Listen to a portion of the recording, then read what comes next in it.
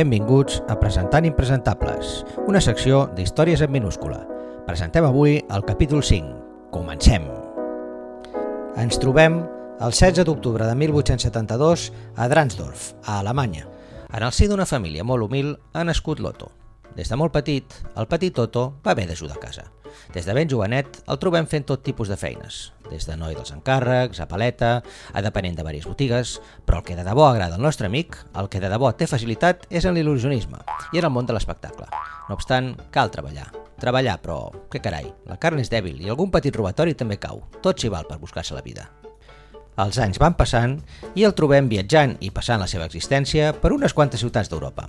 Però ens hem d'aturar a Barcelona, on, per un robatori sense massa importància, ha estat tancat a la presó. Allà va conèixer un altre alemany que esdevindrà el seu principal company i còmplice en tot el que vindrà a l'avenir. Aquest home està tancat per un delicte un xic més greu. Ha intentat estrangular un torero, el qual, en una baralla per una dona, va intentar assassinar-lo amb la seva espasa de matador. Cal dir que la dona finalment no va quedar-se en cap dels dos, va marxar amb un anglès. Aquest home, que s'anomena Max Spletchik, curiosament també comparteix amb el nostre amic una gran afició per l'espectacle. Li explica que havia treballat en un circ fent un número on feia de faquir i se'n passava espases. La vida a la presó és massa monòtona pels nostres amics hàbits d'acció. Per tant, decideixen escapar-se. Com que tot es pot comprar i tot home té un preu, una propineta als guardes i cap a fora. A partir d'aquí, els nostres amics entrepreneurs varen muntar un circ. El nostre protagonista va assumir el rol de pallasso i en Max seguia fent de faquir. Durant una temporada varen anar fent, tenint un èxit moderat fins que un príncep hongarès va veure el seu espectacle i va quedar meravellat de lo bons que eren. Tant va ser així que va proposar-los que treballessin en exclusiva per a ell, com a bufons particulars. Una feina molt més ben pagada que fer un circ itinerant. Varen acceptar. Veiem els nostres protagonistes a partir de llavors al palau d'aquest príncep, o acompanyant-lo en els seus diversos viatges com a circ particular.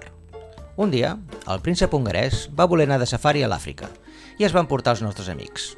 Entre cacera i cacera, bé cal entretenir-se.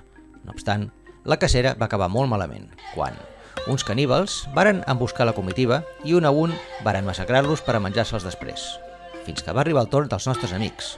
Llavors, els caníbals varen agenollar-se i varen oferir-los tot de presents. Què havia passat? Els nostres protagonistes, tan alemanys, tan rossets i tan blanquets, sembla ser que els caníbals es varen confondre amb déus. Un cop més, tenim els nostres amics voltant per Europa amb el seu circ itinerant, fins que, el 1911, la premsa es va fer ressò que uns lladres havien robat del Louvre la cèlebre Gioconda.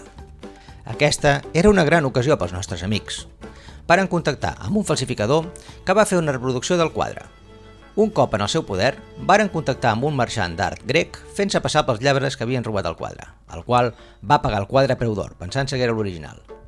Però la última i més sonada aventura dels nostres amics encara estava per arribar.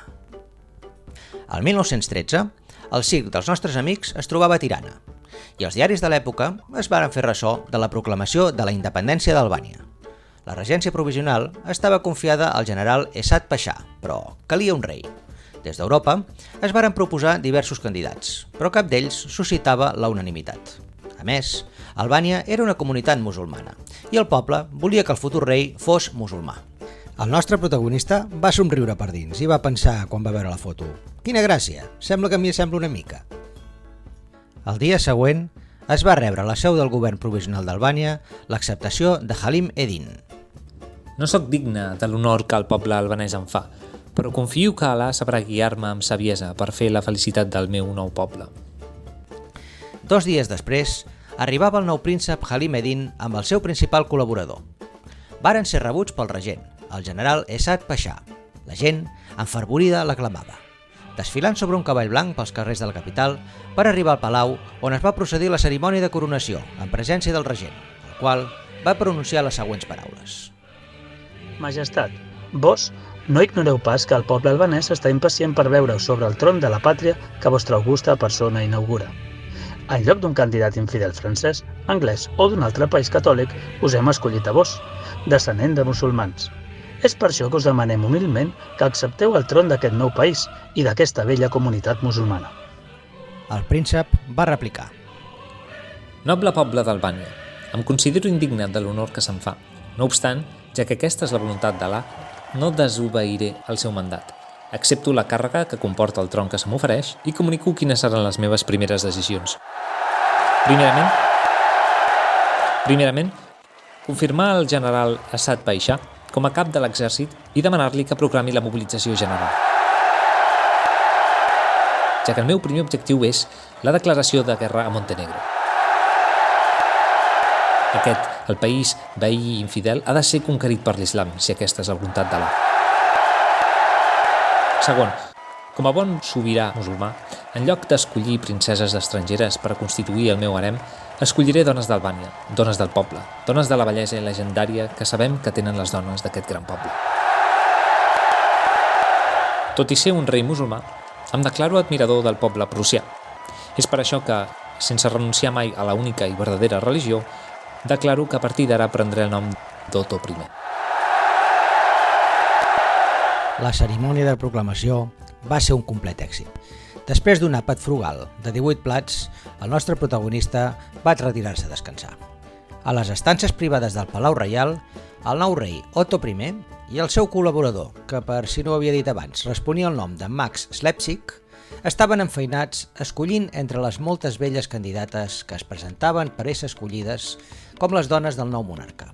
La feina era difícil, n'hi ha tantes i són tan belles. A la capital de l'Imperi Otomà, el sultà Mehmed V estava molt molest. Com és possible que el meu nebot hagi estat proclamat i coronat rei d'Albània i no se m'hagi convidat a la coronació? Dominant la seva ira i guardant les aparences, va enviar-li un telegrama personal felicitant-lo per la seva elecció i congratulant-se que Albània, que feia temps havia format part de l'Imperi Otomà, fos avui un regne musulmà i desitjant que les seves relacions diplomàtiques fossin cordials. La resposta al telegrama del nou rei d'Albània va ser molt estranya. Em trobo de viatge per Àustria i en aquests moments em trobo a Viena.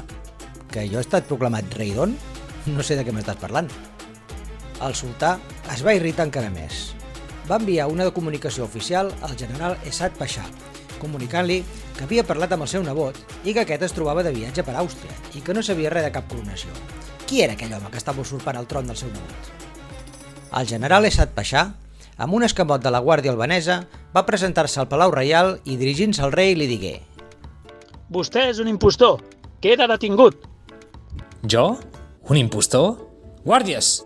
Vosaltres em vareu coronar. Ho vareu veure amb els vostres ulls. Vostè, general, vostè està a sou dels nostres enemics montenegrins. Vostè és el traïdor. Guàrdies, deteniu-lo! Els guardes varen detenir el general Assad Paixà i el varen tancar a la presó. El nostre protagonista, a partir de llavors, va comprendre que seria prudent pensar en una retirada. Aprofitant l'ajuda d'algunes dones escollides de l'harem que estaven formant i carregats amb una bona quantitat de tresors que varen poder endur-se, varen aconseguir fugir a Itàlia. D'allà varen poder tornar a Alemanya. La seva aventura havia durat 5 dies. Un cop a Alemanya, a l'hora de formalitzar el seu passaport, va aconseguir que els funcionaris li reconeguessin el càrrec que havia ocupat, exrei d'Albània. Des de llavors, el nostre protagonista i el seu fidel amic varen continuar amb el seu circ, entretenint la bona gent a Alemanya.